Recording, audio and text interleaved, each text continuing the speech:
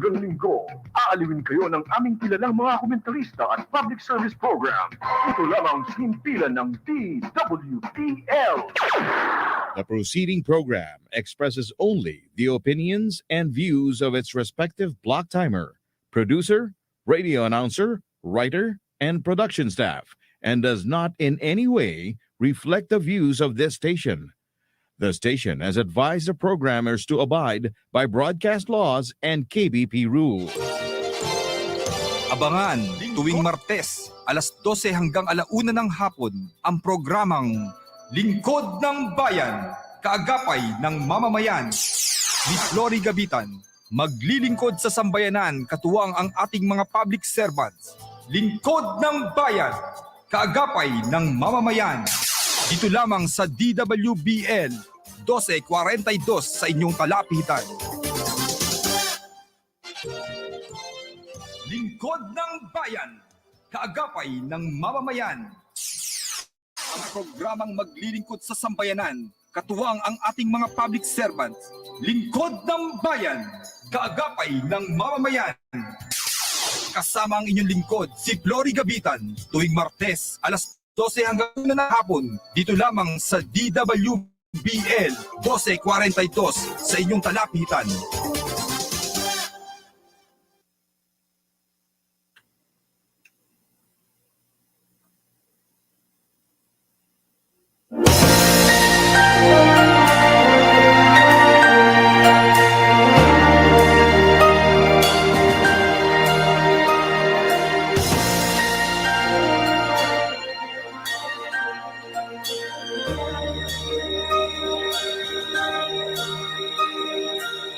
Pilipino ako, sa puso't diwa.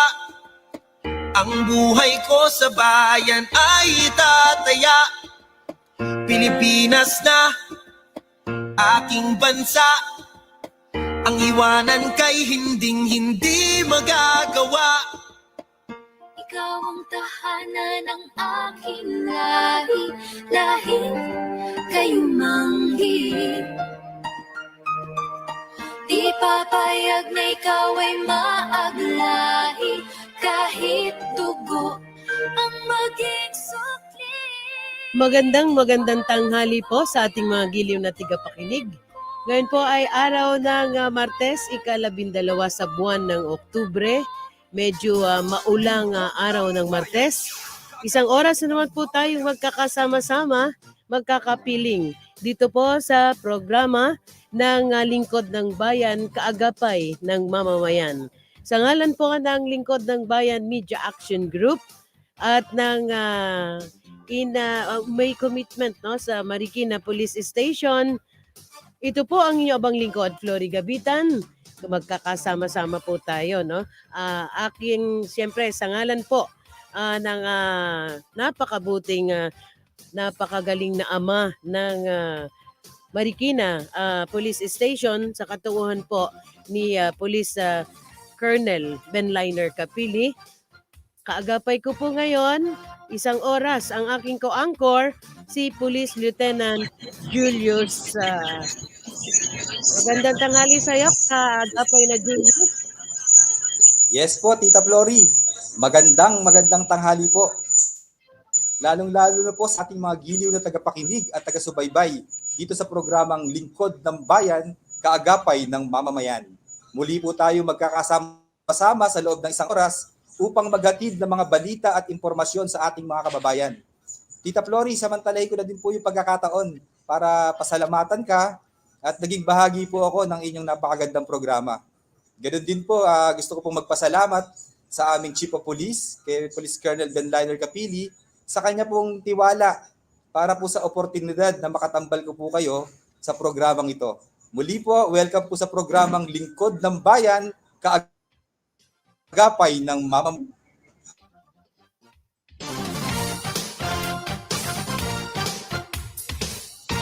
Kaya isang oras tayo magkakasama-sama, syempre kasama sa ating technical side, no? Medyo nagpi-feedback diyan sa doon sa ating mga kasama, no?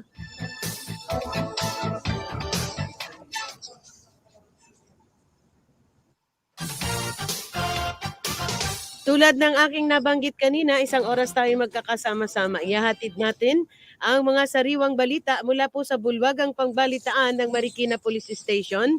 Gayun din po, ating ipapakilala mamaya ang ating karagdagang segmento na kung saan po ay avail tayo no, ng libreng legal na payo mula po sa ating abogado na si Attorney Bernie Mortera. Makakadaupang palad po natin si Attorney Mortera.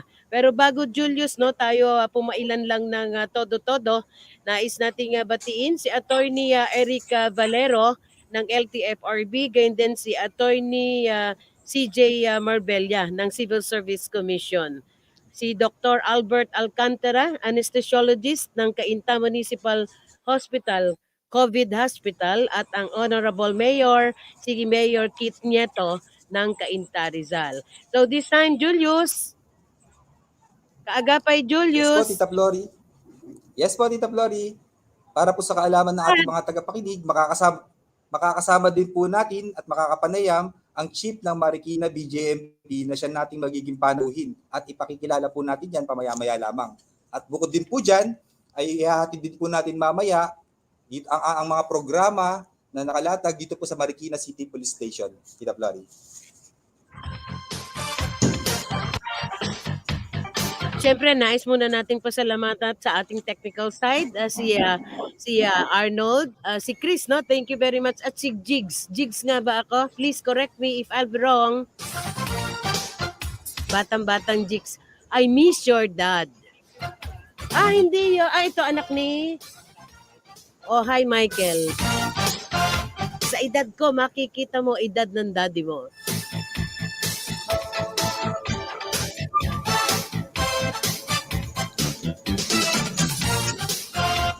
Binabati rin natin ang Executive Officer ng National Bureau of Investigator sa Cordillera Administrative Region, Executive Officer Attorney Noel Morales.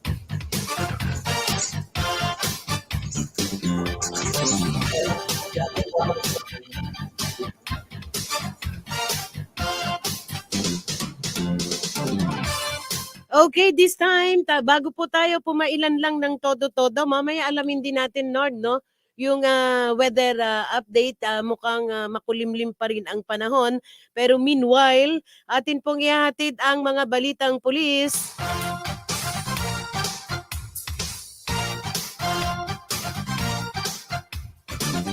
Isang lalaki arestado kaugnay sa pagnanakaw ng isang cellphone. Sergeant Barameda, ihatid mo.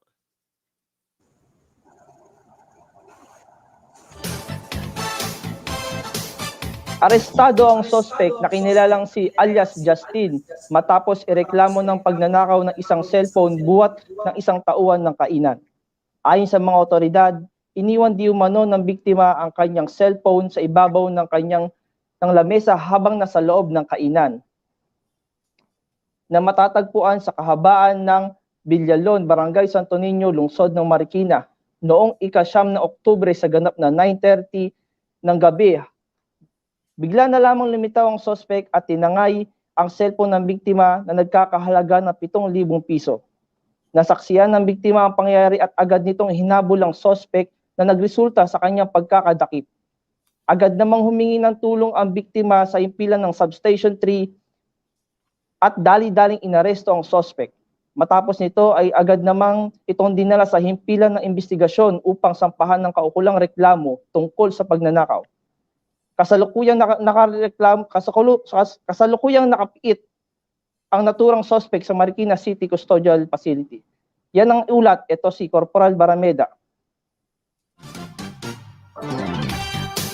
Isang miyembro ng Roniel Labayo Criminal Group arestado sa kasong paglabag sa ipinagbabawal na gamot.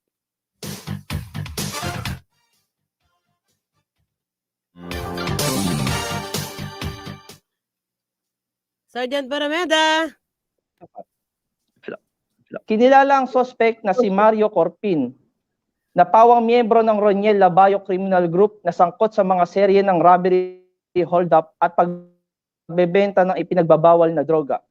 habang nagsasagawa ng validation ang pinagsanib na miyembro ng Intelligence Section at Substation 3, Marikina CPS, noong ika-4 na Oktubre 2021 sa ganap na 1:30 ng madaling araw, kaugnay sa di umano'y prostitusyon na nangyayari sa City Hood Park, Barangay Santo Niño, lungsod ng Marikina, nang maaktuhan naman na nagbebenta ng ipinagbabawal na droga ang naturang sospek sa paligid ng nasabing parke.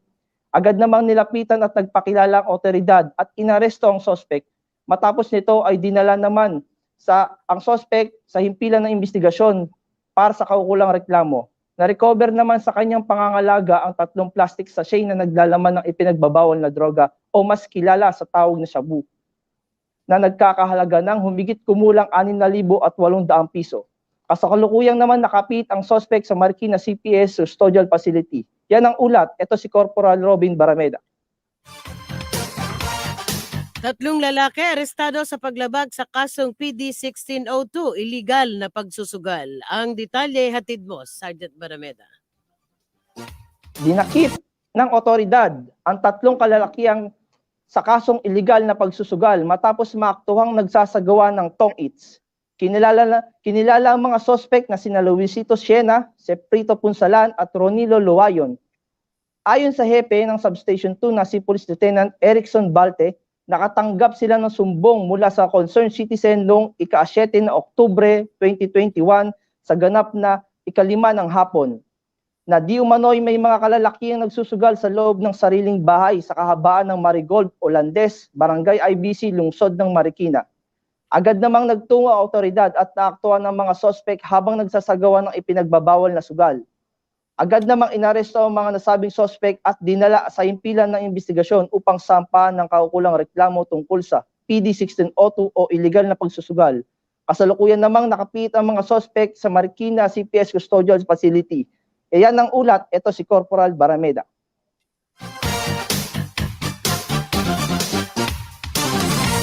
Isang 3 taong gulang na batang babae, minolestya ng kanyang ninong. Ang detalye hatid mo, Corporal Pati. Kasong rape o paglabag sa Republic Act 8353 ang kinakaharap ngayon ng isang lalaki. Ito ay matapos niyang molestyahin ang kanyang sariling inaanak na edad 3 taong gulang noong ika-5 ng Oktubre taong 2021 sa Barangay Parang, Syudad ng Marikina.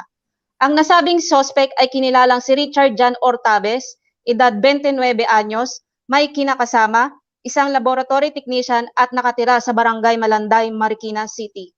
Napag-alaman ng mga magulang ang nangyaring pang-abuso nang mapansin nila ang pamamaga sa maselang bahagi ng katawan ng biktima. Dito na sinabi ng biktima ang ginawa sa kanya ng kanyang kinikilalang ninong. Agad namang nagtungo ang mga magulang ng biktima sa himpilan ng Women and Children Protection Desk ng Marikina City Police Station upang magsampa ng reklamo laban sa nasabing suspect. Ito ay agad na inaksyonan ng ating kapulisan at agad na nahuli ang suspect. Kasalukuyan itong nakapiit sa Marikina City Police Station Detention Cell. Yan ang ulat. Ito si Corporal Chris Plati. Kasong rape ang idinulog ng isang 18 taong gulang na dalaga laban sa kanyang kaibigan. Detalye hatid mo, Corporal Pati.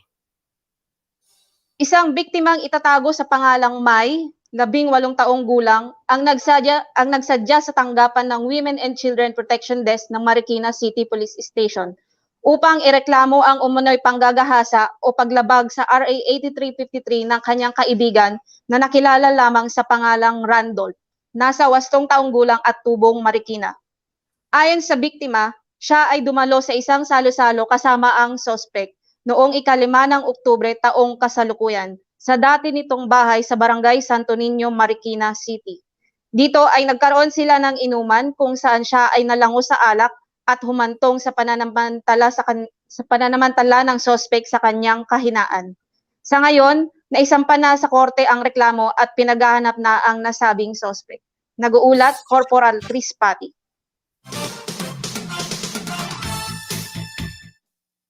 At atin pong ipasok ang taya ng ating panahon mula po sa Pag-asa Weather Forecast. Magandang tanghali, Mr. Joey Figuracion. Magandang tanghali, Ms. Gloria, sa lahat ng ating mga taga-subaybay. Sa kasalukuyan, wala nang bagyo sa loob ng ating area of responsibility. Lumabas na ng alas 11 ng umaga si severe tropical storm Maring. Although nasa labas po siya at yung kanyang sentro, pero mayroon pa rin po tayong tropical cyclone wind signals na nakataas po sa ilang bahagi ng Northern Luzon at Central Luzon.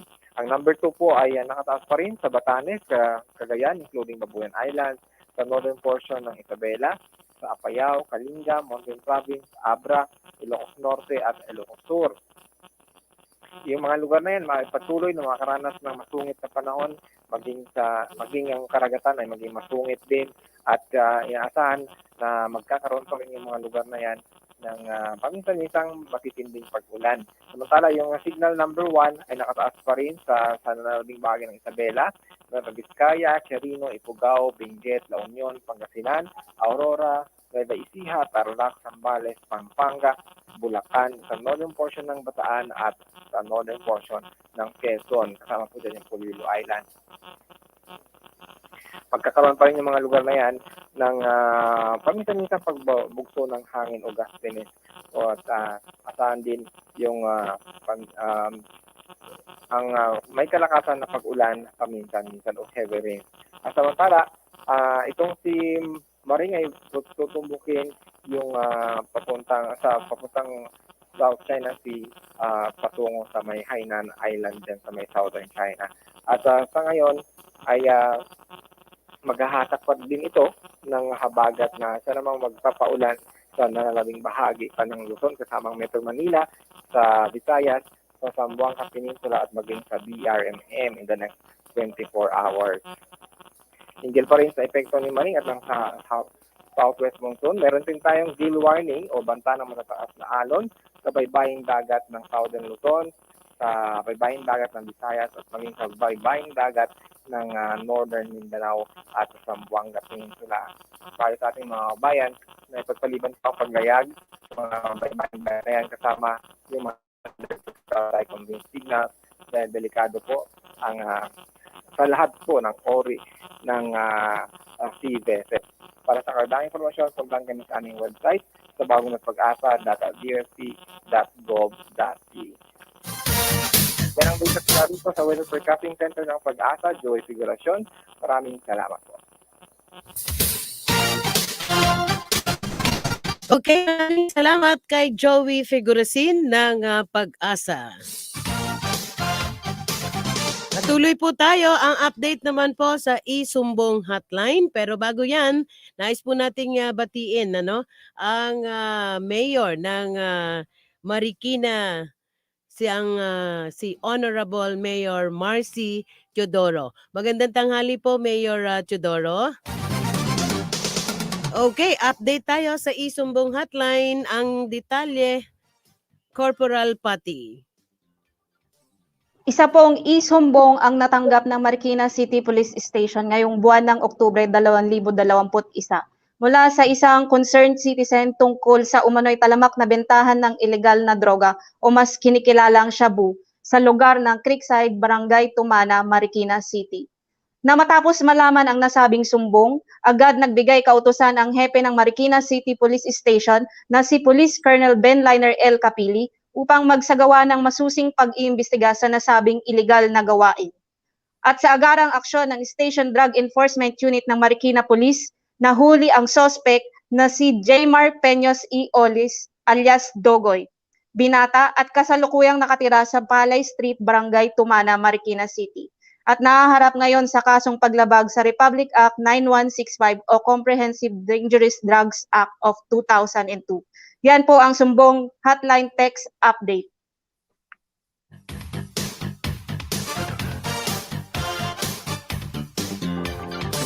Dalawampung minuto makalipas ang ika-12 ng tanghali. Happy listening daw sa aking youngest daughter kay Ana Cristina Garcia Javier. Binabati po muli natin ang mayor ng Marikina City, si Mayor Marcy Teodoro. Siyempre, malapit ng mananghalian o nanananghalian ang ating mga kapulisan. Siyempre, yung ating hepe ng Marikina Police Station, si Police Colonel Benliner Capili. Maya-maya lamang ay ihatid natin ang mga accomplishments ng Marikina Police Station, ang kanilang mga ongoing programs and projects. Na kung saan po ay kitang-kita naman natin. I suppose everyone knows may FB page sila, no? Nakikita natin yung patuloy na pagpapatupad nila ng mga programa at proyekto na ipinatutupad ng Philippine National Police. Na kung saan ay hindi po lamang yung seguridad ng ating mga kababayan ang inaalagaan ng ating mga kapulisan. Gayon na rin po, no, tinutulungan nila ang bawat isa sa atin o bawat mga kababayan natin kung paano pangalagaan din yung ating mga kalasugan, may kaugnayan po dito sa ating pandemya. At may mga proyekto rin sila, programa sa mga pangkabuhayan, talaga na mga ito ang ating mga alagad ng batas, ang ating mga public servants, sabi nga ay lingkod ng bayan, kaagapay ng mamamayan.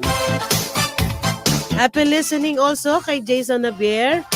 And bago ko ibigay ang accomplishment natin, nais ko pa rin batiin si Attorney Noel Morales, ang Executive Officer NBI Cordillera Administrative Region. And then si Attorney Bernie Montera, ang ating legal advisor. Si Jojo Buenaventura, ang dating mayor po ng Morong Rizal, na ika nga ay papalaot na naman bilang isang public service.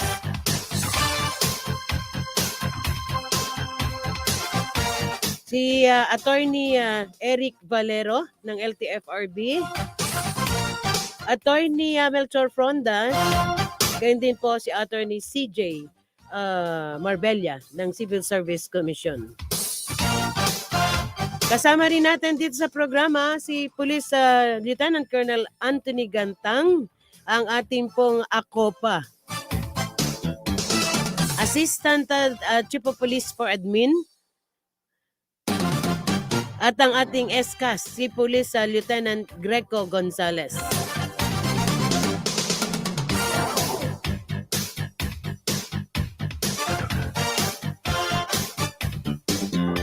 So this time, ang mga balita po ay inihatid sa atin ni Police Corporal Robin Barameda, Police Corporal Crisel Jean Pati. At ang ating pilot, thank you very much. Napakasipag nitong pulis na to, no?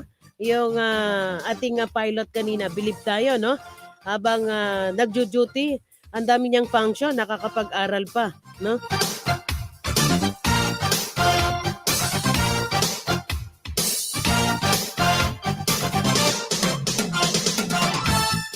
Siya si PSMS Henry Sabeliano. Magandang tanghali sa aking anak-anakan diyan po sa LTO, Deputy Chief ng Operations NCR LTO, Jason Donato. So muli po nagbabalik ang inyong abang lingkod at this time po ihahatid sa atin ng aking partner, si Kaagapay Julius, sa katauhan po ni Police Lieutenant Julius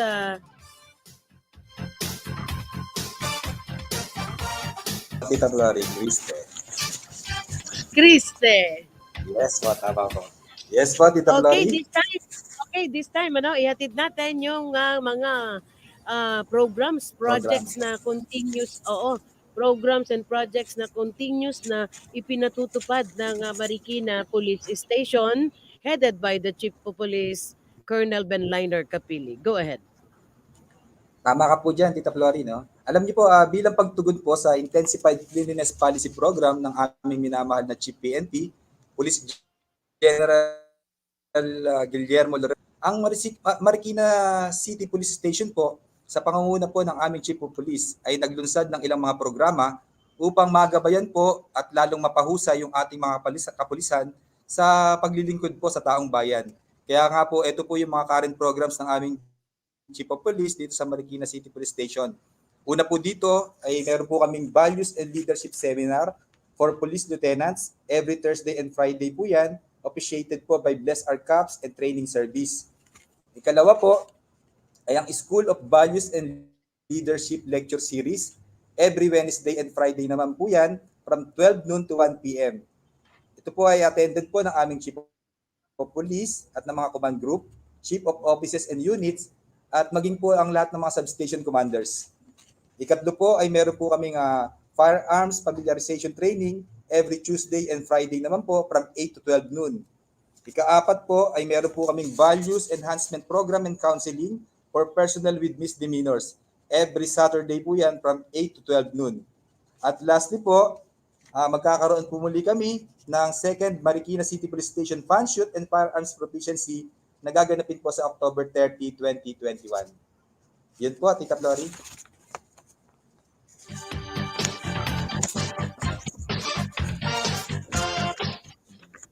Po ang accomplishments ng Marikina City Police Station. And meanwhile, siyempre sa technical side natin, thank you very much sa aking PA, si Daryl San Victores, no?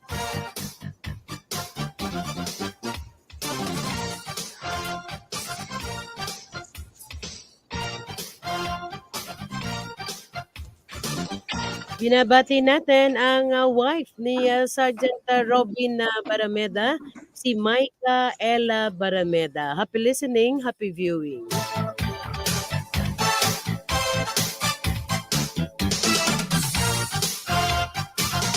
So this time, bago po tayo mag-station break, papakilala natin yung ating panauhin, ano? Kaagapay Julius.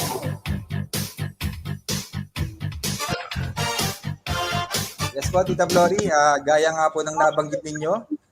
Ang atin pong panauhin ay si Major Police, Jail Major. Ganun nga pala ang Jail Major at Jail Chief Inspector. Police Jail Inspector J-Rex, no? Yun po ang ipapakilala sa atin ng ating kaagapay na si Julius na natalaga po bilang Chief BJMP ng Marikina taong 2021. Pero bago yan, kaagapay na Julius, no? Bago ang pagpasok ng ating panayam sa ating panauhin, nais muna po nating ihatid ang ilang mga mga updates ng ating mga pinagkakaabalahan, ano, ng ating ilang mga public servants. Okay, bago yan.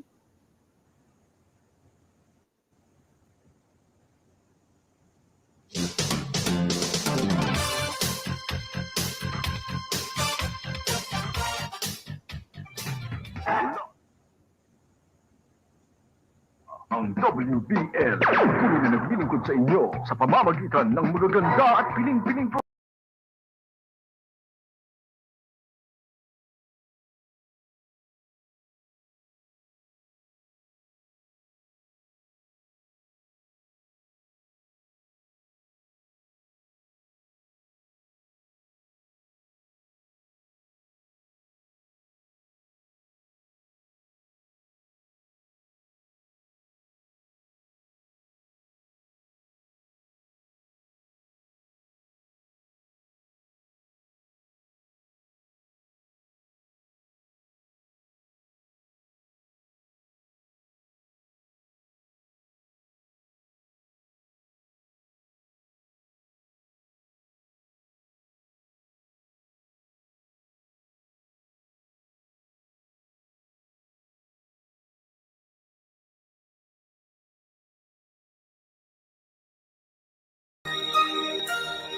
Pilipino ako, sa puso't diwa. Ang buhay ko sa bayan ay itataya.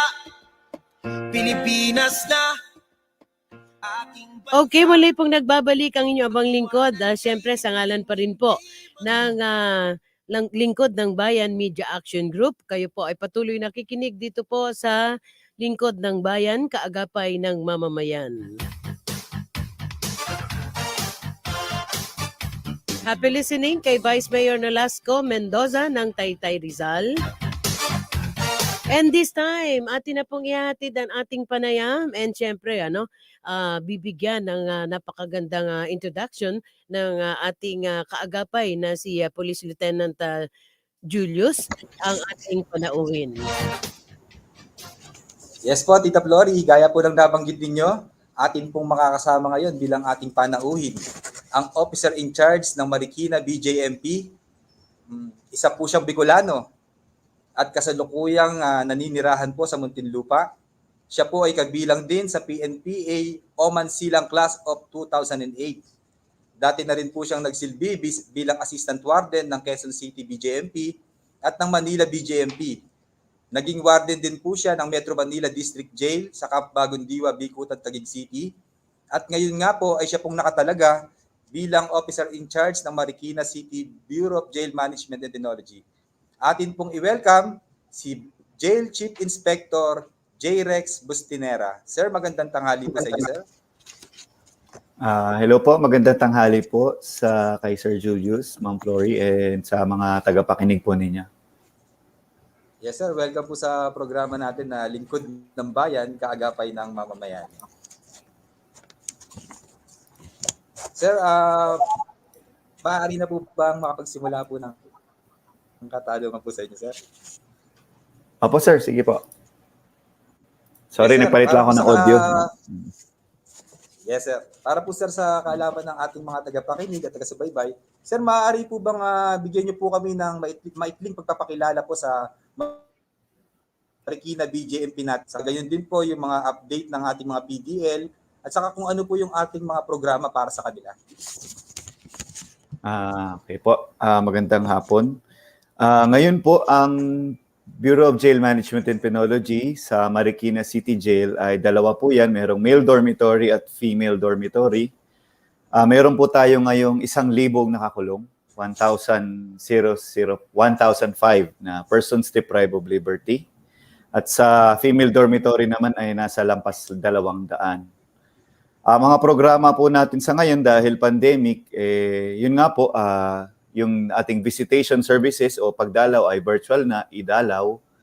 Ganun din po, isang programa rin natin ay maihatid sa mabigyan ng access to justice ang ating mga nakakulong. So yan po yung pag-a-attend ng kanilang mga hearing, consultation sa kanilang mga public lawyers at pag-a-avail ng mga modes of release tulad ng probation, bail at iba pa. Ganoon din po, layunin din natin kasi part tayo ng public safety. Sa public safety ay mapababa ang propensity nilang mag-commit ulit ng crime kapag sila ay lumaya. So isang major program po namin ang welfare and development. So tinitingnan po namin dyan, una yung basic needs ng mga nakakulong, pagkain, tubig, damit, access sa tubig, sabon, mga hygiene kits. So pangalawang aspeto po niyan ay yung development ng person, ibig sabihin yung kanyang education, rehabilitation, o mga rehabilitation program na nararapat sa kanya. Yun po, basically ang nagde-describe sa ating mga programs. Napakaganda po, no? At narinig po natin na talagang alagang-alaga po pala natin yung mga PDL po natin dyan po sa BJMP. Sir, tungkol naman po sa sa seguridad po ng Marikina BJMP natin, ano po ba yung maaasahan ng ating mga kababayan at meron po ba tayong mga karagdagang mga security measures na ginawa o gagawin para masigurado po na safe yung ating mga kulungan, sir? Opo. Sa ngayon po, in terms of security, may mga bagong programs akong ini-implement tulad nun yung firearms proficiency din. Sa katunayan, kaninang umaga galing ako sa Arms Corps. Nandun yung mga tropa para magpagpag ng kalawang, kumbaga Kasi hindi naman lingid sa inyong kaalaman, nagkaroon ng recent hostage taking dito sa loob ng jail at nagkaroon ng mga security lapses. So isang mga tinututukan natin ngayon dito is mga physical security improvement. Nagkabit ang ating LGU ng mga additional CCTV cameras. Nag-supply din ng BJMP headquarters ng mga additional security equipment tulad ng mga handcuff, probato, non-lethal weapons. At ganoon din yung mga procedural security na ini-implement natin katulad ng ngayon po, nagko-control tayo sa firearms sa loob. Kasi para maiwasan na yung mga ulit yung hostage taking. At the same time, maiwasan din yung takas. So ngayon, sinusupervise natin ang movement ng lahat ng PDL. So yun po yung situation ng security naman natin ngayon. Okay, kaagapay na Julius, meron akong nais na itanong kay Chief Inspector Jail, Chief Inspector Bustinera tama ba? po. Bustinera, no. Magandang hapon Yes, ma'am. po. Yes, ma'am. Tama po. Sir, kaugnay po sa nabanggit nyo kanina, we know for one na ang focus ng ating lahat naman halos ay ang health welfare ng ating mga kababayan, may kaugnayan din sa pandemya na dinadanas ng halos ng buong mundo. Pagdating po sa ating jail, wherein there are instances nakaka-develop ang isang jail ng sorry to say these words, but this is the right time para maihinga natin ito kay Chief Inspector Bustanera. Ito po bang nadidevelop na mga foul odor wherein ito po ay parang sanhi ng pagiging overcrowded, wherein nasa pandemya po tayo. Ito po ba ay na solusyonan na natin, sir? Yes, ma'am. Actually, common po yan kahit saan ng kulong. Yes, opo. Go ahead, sir. Yung may amoy. Choppy tayo. Oo, Ngayon may po din amoy. yung ventilation mo. Go ahead, sir. Opo. Kumusta po ang Ayun. ventilation? Okay naman po, in-improve natin yung ventilation.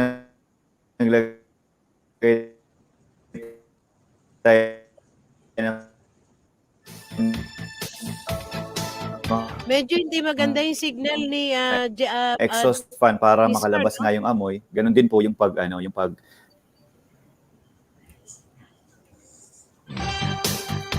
Ayun. Kaagapay na Sorry po, Julius, medyo- medyo hindi maganda yung signal Yes po, ng Tito ating guest. Ako medyo mahina po siguro yung ano. Choppy, no? Double check, please. We have 39 minutes after 12 o'clock. Nagpapabate ang mga frontliner ng Cainta Municipal Hospital.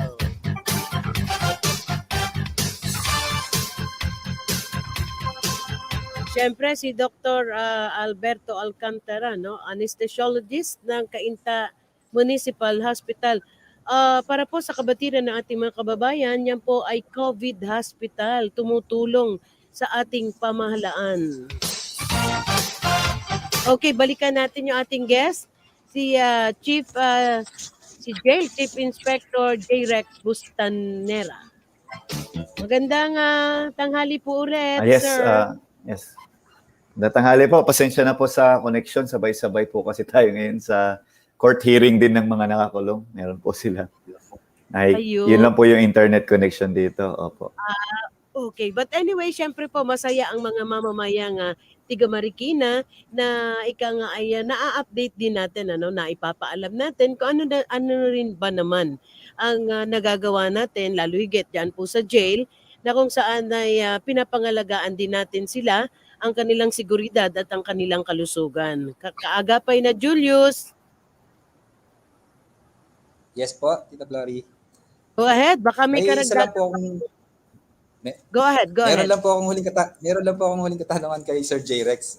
Sir, doon naman po sa mga kababayan po natin na dumadalaw po sa kanilang mga mahal sa buhay na nasa inyong mga kustodiya, meron po ba kayong ilang mga bagay na gusto pong iparating po sa kanila?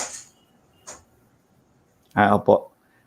Una po, siguro gusto ko lang iparating na maayos ang pagtrato namin sa mga kamag-anak nila na naandyan. Sa katunayan, ngayong kalusugan nila, tinututukan natin.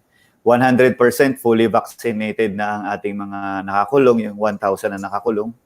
At wala rin kaming COVID cases sa ngayon.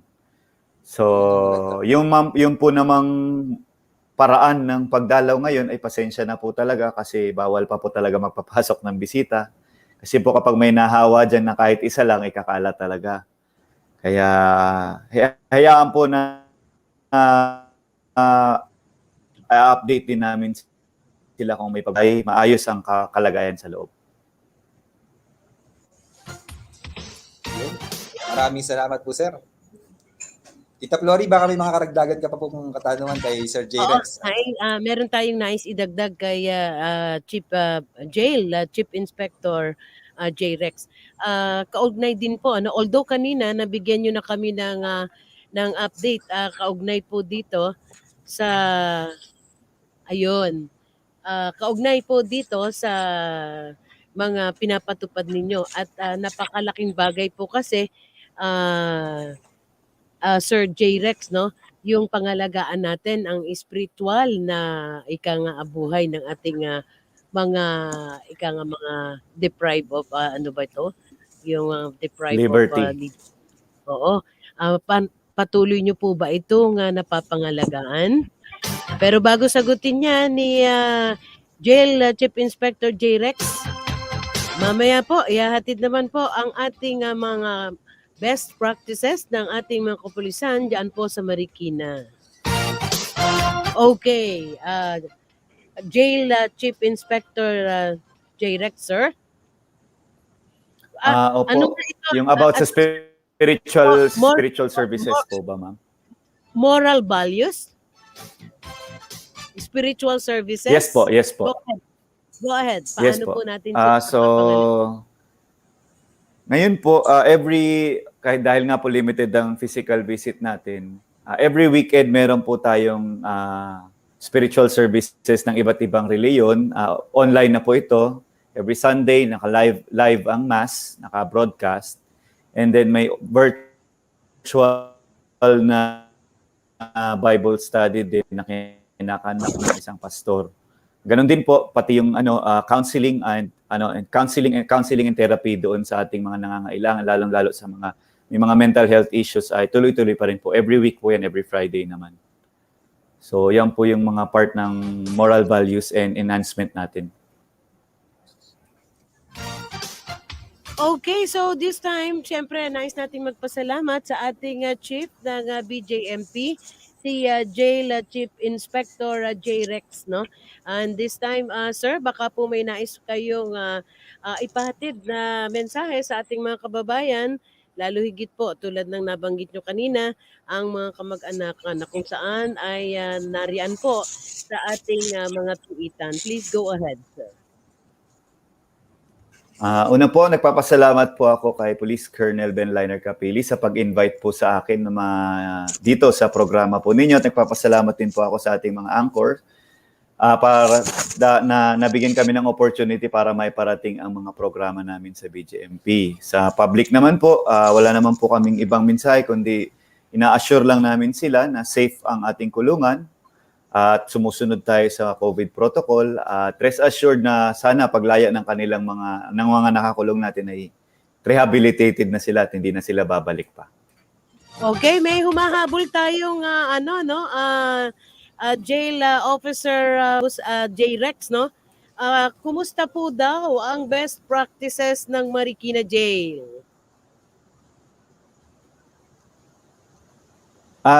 Yes, ma'am. Sa ngayon po, okay naman po, tinutuloy-tuloy natin yung mga best practices natin. Sa katunayan nga po, yan po yung mga virtual drug dependency examination. Tuloy-tuloy yung ating mga referral sa Marikina Anti-Drug Abuse Council para natututukan yung mga drug dependent na lumalaya natin. So, at ganun din po yung coordination with stakeholders natin sa local government, sa GSO, sa PNP, sa BFP, as well as the DILG. So yan po yung mga isang best practice din po natin. So yun po. Yun po. Tinutuloy-tuloy ko rin po kahit yung mga nasimulan na dito pa. Once again, maraming salamat po sa ating Chief BJMP Marikina sa katauhan po ni Jail Chief Inspector J. Rex Bustanera.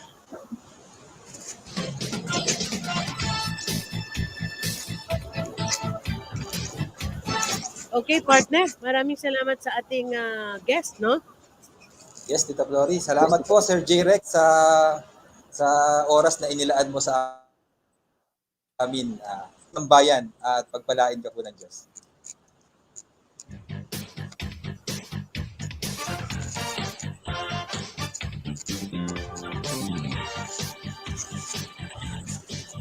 Apat na 5 minuto makalipas ang 12 ng tanghali. Binabati natin si Tita Cynthia Celestial.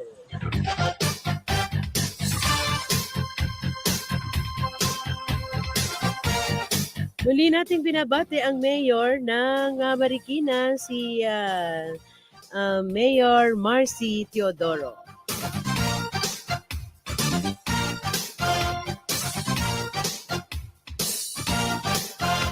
Si Attorney Eric Valero, no? Magandang hapon. Binabati natin from LTFRB.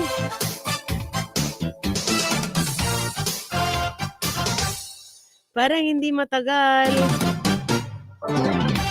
Binabati natin ulit si Attorney Noel Morales, ang Executive Officer ng NBI Cordillera Administrative Region.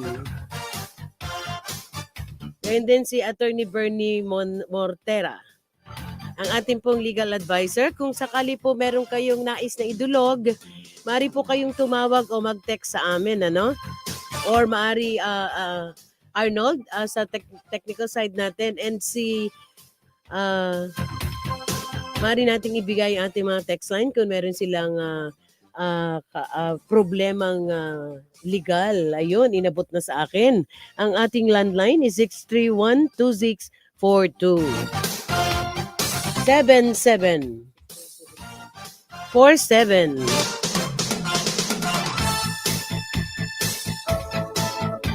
Again, I hope tapos ka na mag-lunch, Attorney Eric Valero ng LTFRB.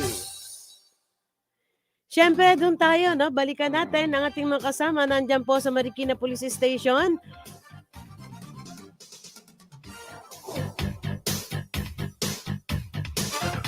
Kaagapay na Julius.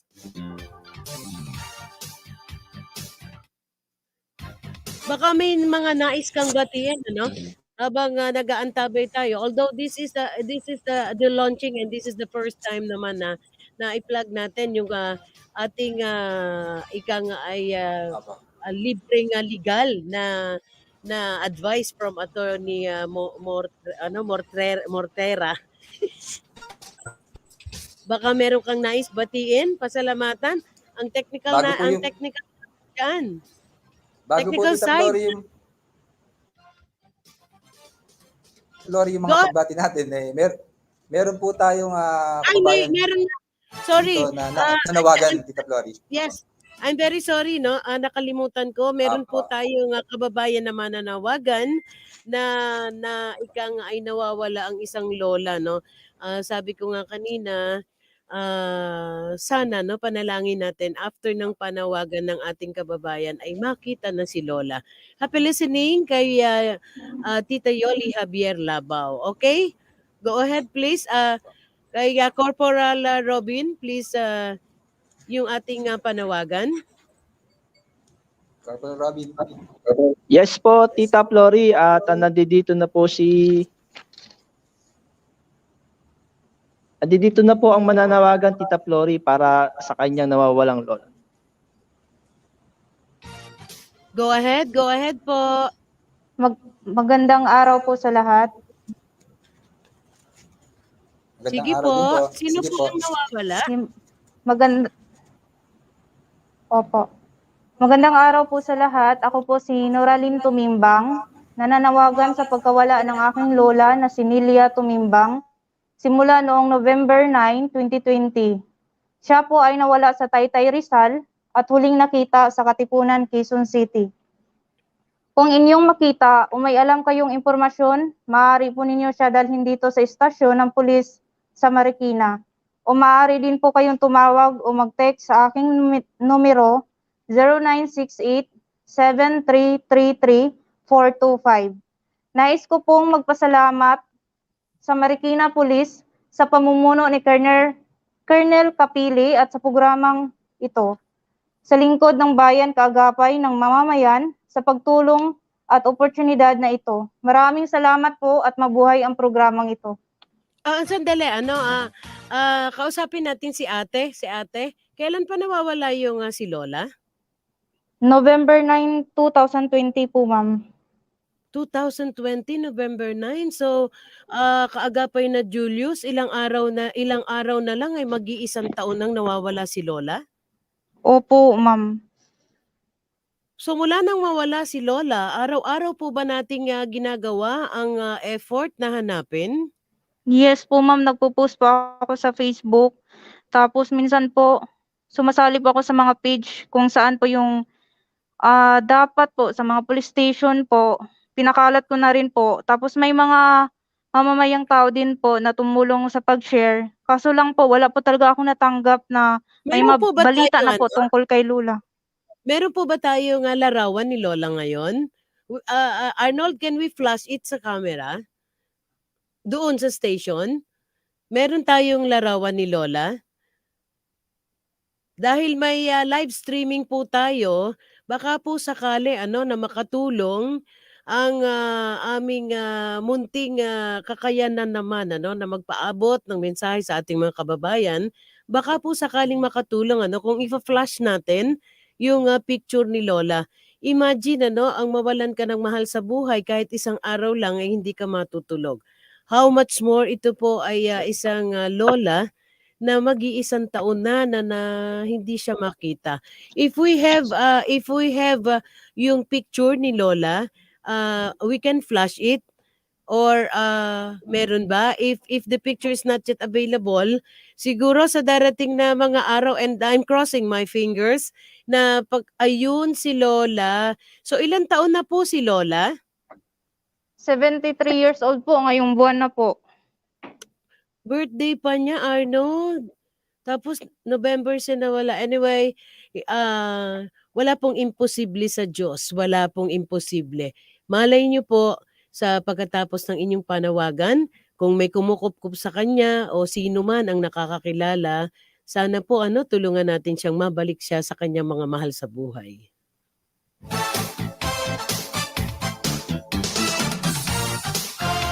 Okay, na lang natin Arnold, paki-save na lang yung picture ni Nanay Thank you very much. Maraming salamat po. Patuloy natin yan, ipa-plug dito at wag ka mag-alala, walang imposible sa nasa taas. Happy listening kay Romel Labaw. Hello! We have 6 minutes more bago po mag-alauna ng hapon.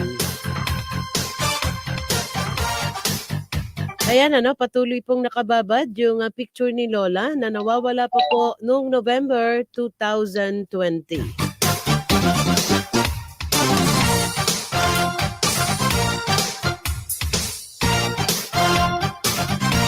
Ang ating po mga binabati ng mga abogado, sila po yung ating mga nakakaagapay sa ating mga public service.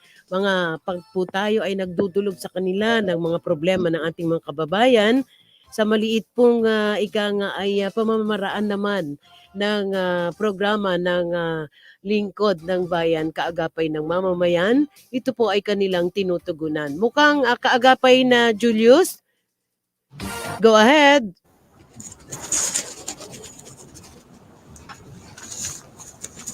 Kaagapay na Julius, mukhang meron kang mga nais batiin. Go ahead. Yes po, Tita Flori. Gusto ko lamang pong batiin ang ama ng lungsod ng Marikina, ang aming pong butihing Mayor Marcy Teodoro. Gayun din po, binabati po namin ang aming minamahal na Regional Director kay Police Major General Vicente Tanaw at sa aming pong napakasipag na District Director kay Police Brigadier General Matthew Bakay. At sa lahat po ng kapulisan ng Marikina City Police Station, happy listening po, lalong-lalo na po sa aming Chief of Police kay Police Colonel Dan Liner Capili. Yun lamang po, Tita Flori, alam niyo po, napakabilis po talaga ng oras, no? Di natin namalayan talagang pansamantala na naman po tayo maghihiwa-hiwalay. Muli po, salamat po sa lahat ng tagapakinig sa pagsama niyo po sa amin. At muli po tayo magkita-kita sa ganitong araw din po at oras. At lagi niyo po tandaan ako. Bakit Opo, Tita Flori. bakit iniiwanan mo na ako? Ba't nagpapaalam ka na? Hindi naman po, Tita Flori, hinahabol ko lang po yung oras kasi baka mawalan na po ako ng oras eh. Okay, siyempre batiin natin ang pamilya ni Police Lieutenant Julius Christy po. Criste.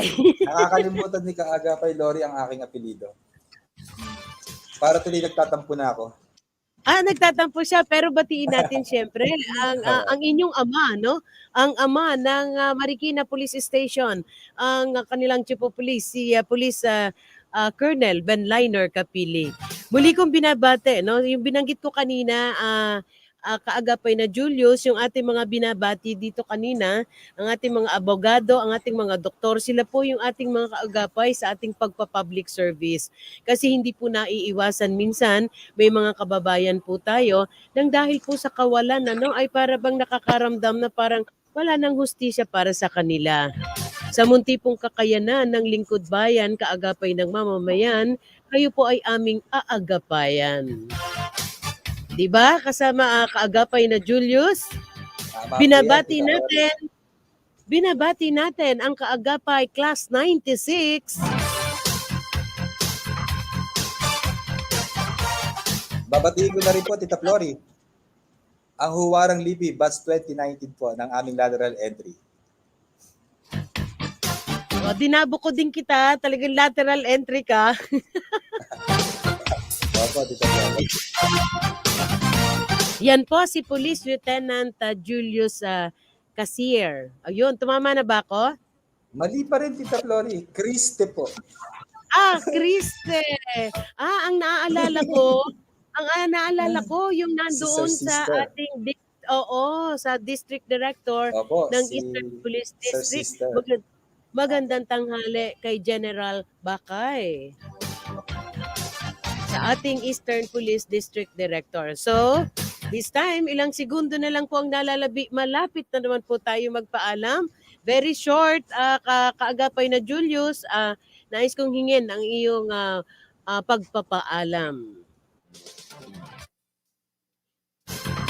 Yun po, maraming salamat po sa lahat ng pakinig ng Lingkod ng Bayan, kaagapay ng mamayan. Muli po tayo magkita-kita sa susunod na linggo sa ganitong araw at oras din po.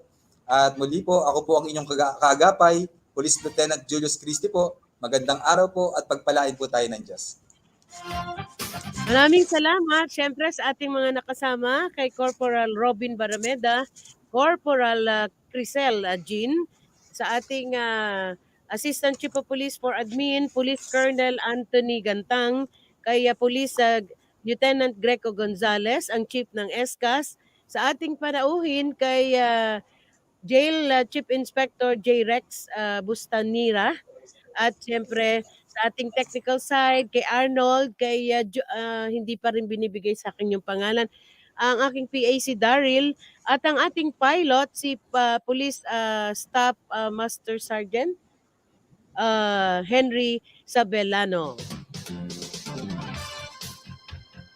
Umabot na naman po tayo sa ating oras ng pagpapaalam, syempre sa ama ng ating mga kapulisan. Diyan po sa Marikina Police Station, ang Chief of Police ng Marikina Police Station, Police Colonel Benliner Capili. Ito po ang Yabang Lingkod, Flori Gabitan. Muli po tayo magkarinigan dito po sa programang Lingkod ng Bayan, kaagapay ng mamamayan.